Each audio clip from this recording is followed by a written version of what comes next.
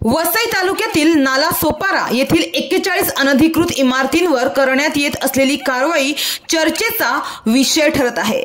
मात्र त्यानंतर बेघर झालेल्या रहिवाशांचे पुनर्वसन कसे करणार आणि त्यासाठी काय प्रयत्न केले जात आहेत अशी विचारणा उच्च न्यायालयाने गुरुवारी राज्य सरकार आणि वसई विरार महापालिकेला केली आहे।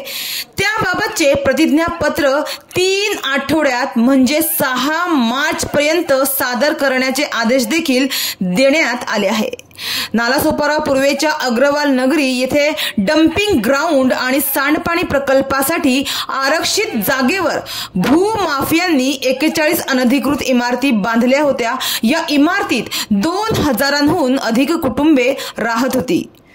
उच्च न्यायालयाने आणि नंतर सर्वोच्च न्यायालयानेही या 41 इमारती बेकायदेशीर ठरवून त्याच्यावर कारवाई करण्याचे निर्देश दिले होते आणि त्यानुसार वसई विरार महापालिकेतर्फे या इमारतींवर तोडक कारवाई सुरू आहे।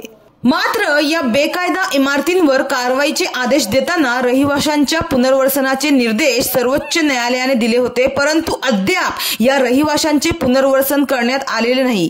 परिणामी रहिवाशांना रस्त्यावर झोपड्या बांधून राहावे लागत आहे। मुलांच्या परीक्षा तोंडावर आहेत। त्यामुळे रहिवाशांचे लवकरात लवकर पुनर्वसन करण्याच्या मागणीसाठी बेघर झालेल्या आणि पुनर्वसनाच्या प्रतीक्षेत असलेल्या रहिवाशांच्या वतीने advocate Chetan Bhoir, advocate Barry D'Souza यांनी वकील विजय कुर्ले यांच्या मार्फत उच्च न्यायालयात जनहित याचिका केली होती।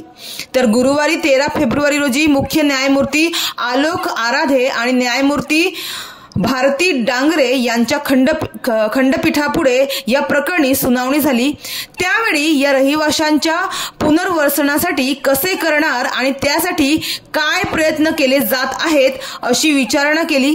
या संदर्भात 3 आठवड्यात प्रतिज्ञापत्र सादर करा असे आदेश न्यायालयाने राज्य सरकार आणि महापालिकेला दिले आहेत।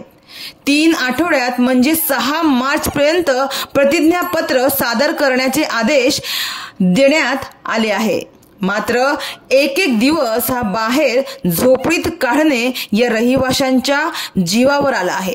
त्यामुळे उघड्यावर पडलेला त्यांचा संसार कधी सावरणार याची सर्वांनाच प्रतीक्षा असून याकडे सर्वांचे डोळे लागलेले आहेत।